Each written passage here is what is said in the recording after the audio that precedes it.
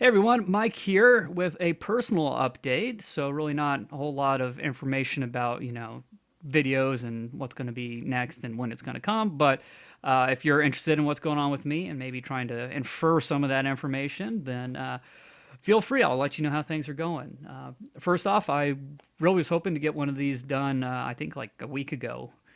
Everything's kind of run together in my head right now, but things have been going pretty well with the neck and back lately, and I'll get into that a little more. But kind of the thing that's really making things difficult to get back into streaming and doing videos, and really for doing a lot of things that people just take for granted, I think, is just my insomnia has been so bad, and I don't know how much I've talked about in the past, but I've had insomnia since pretty much since I was a kid, since I was probably like 14, maybe 13, 14. So it's been, over 20 years that I've been dealing with this. It's just, my body's got to the point now, I think, where, I'm older, not quite old for a normal person, but I think with all the health issues I have, I certainly feel like I'm 70. But yeah, my body just can't really push through a lack of sleep anymore. And when you're getting, like 1 to 4 hours of sleep a night, and, even that is interrupted, and, it's just, it's really rough, man. It's you walk around in a fog, and you have trouble putting sentences together and expressing yourself the way you want to, and it just for someone like me who's always kind of prided themselves on how well their brain worked and how quick I was and stuff. It's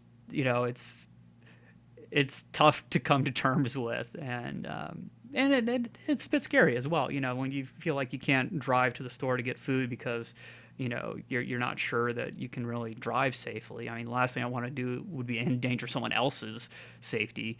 Um, it's just you kind of feel a little. I don't know. I get antsy because very independent person. I've lived alone for quite a long period of time. Even in school, I didn't like sharing living arrangements with people. I get very comfortable taking care of myself and knowing where everything is, and just not have when you have health problems, just anytime people are around, it just makes stuff more difficult, and you don't want to be the guy yelling and screaming for people to conform to what you need. You just want to act, like a normal person and roll with the punches. Um, so it's a double-edged sword. I don't know why the heck I'm talking about this, but yeah, I love my independence, but it's really rough being like, hey, mom, dad, love to see you this weekend, but not gonna happen unless you come pick me up. It makes you feel just kind of yeah. So that's just a pride thing. I can get over that, but really, it's not. At 35, I shouldn't be worrying about these things, even with my health history. So, really hoping to get in and get this figured out. I've seen lots of different types of doctors, but I've never seen a neurologist, sleep specialist. Every time I asked for one, it's always, oh, well, let's try this and let's try this. And then, so I've tried everything. I've tried everything prescription. I've tried everything homeopathic. I've tried every lifestyle change. I've tried everything off-label prescription.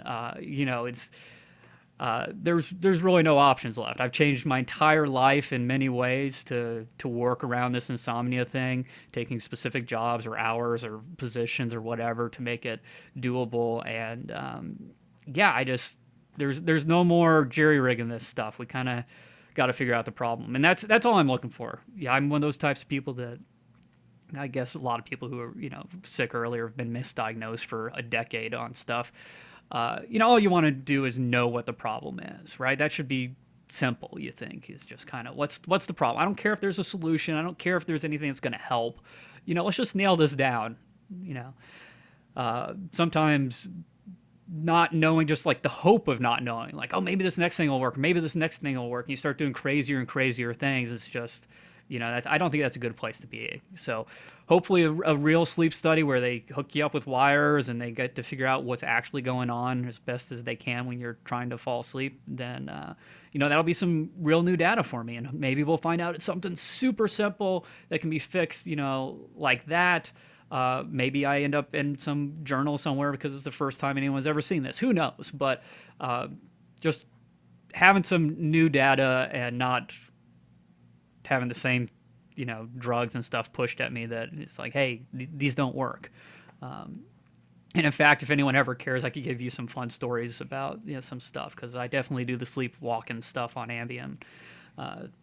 That was fun to find out. But anyways, there you go. That's the kind of the thing that I'm really pushing for. I'm really hoping is gonna give some real information. I can start planning out, maybe the next, few months, if not, year or two, about, okay, what are my capabilities? What can I do here? And then that'll help you guys, because I can tell you how much I'm going to be streaming and doing videos and stuff. So that's the main thing. At the end of July, hopefully we'll get an in for that appointment if it stays, and hopefully at beginning of August they'll get me in for a sleep study and start getting some information on that. As for the neck and back, I am so happy. Still hurts quite a bit, depending on what I'm doing, but this is the first time I've ever felt any improvement from physical therapy, and I've done it twice before. So, new physical therapist is amazing. She is just very caring. Obviously, she spends time on, what's going on with me, even outside of our meetings, researching some stuff, because I had some, as usual, I've had some just weird interactions and responses to some things lately. They called the paramedics once. I had some stuff go on with the left side of my face, which called for an MRI, which came back clean, thank goodness.